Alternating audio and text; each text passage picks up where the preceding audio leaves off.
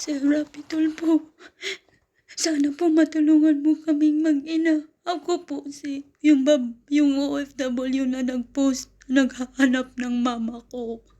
Kasi po, yung nagpunak sa akin sa Secure, hindi nila ako tinatrato ng mabuti.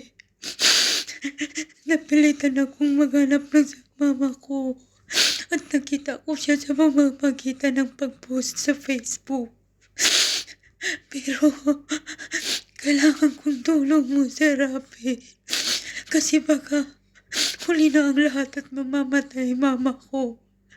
Nakita kong mama ko nang malaman niya na inaapi ako sa Secure. Na-depress mama ko at na-stroke. Sir Rapi Tulfo, US American, retired po ang tiyuhing nag-ampun sa akin. Pamangking tunay yung mama ko. Dalawa po kaming inampon. Pero nang mag-asawa yung kapatid kong pareho kaming inampon, hindi mabuti yung ugali ng asawa niya. Ito po yung birth certificate ko, Sir Rapi. Authenticated NSO. Ang nakalagay po sa papa ko na nag-ampun sa akin, yung US American veterans na uncle ko po. Uncle po ng totoong nanay ko. Yung nanay kong nasa video call ko po, siya po yun ang tunay kong nanay na stroke. Dahil nang malaman niya na hindi nga mabuti yung pagtrato sa Secure, ang buong akala niya, ampunin ako para lumaki at mabigyan ng magandang buhay. Pero yung napangasawa ng kuya ko, napakasalbahe. Lahat gagawin niya, maging masama lang ako. Kahit gumagawa ako ng tama, inalila na niya ako. Ginawang utusan, sasaktan pa. Lumayas na lang ako sa amin kasi pag nag-aaway kami, yung kuya ko kakampihan at sasampalin ako. Wala naman akong pamilya sa Secure dahil iniwan ako ng mama ko doon sa nag-ampon.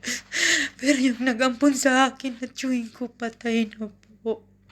Sana po, Sir Rapi Tulfo, ano ba talaga ang karapatan ng isang adopted?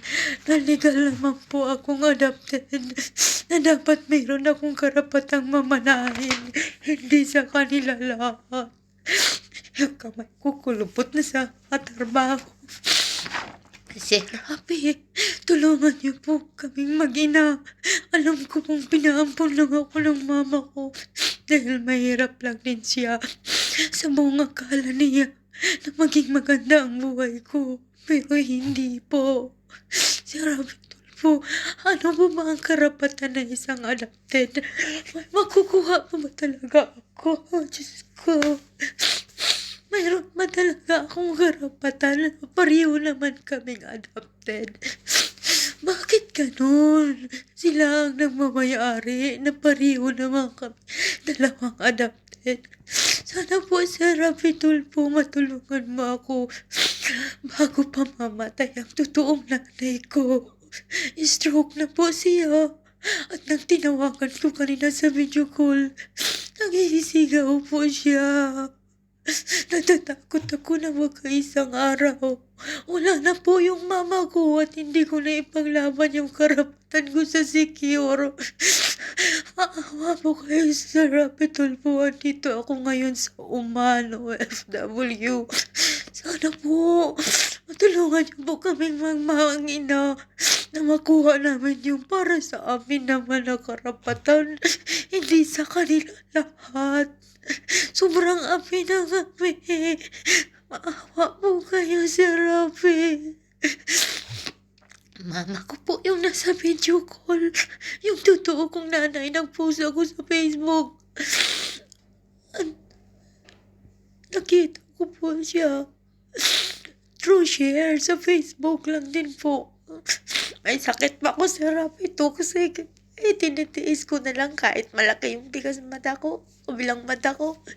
Kaya ko pa namang magtrabaho. Sir Rapi Tulfo.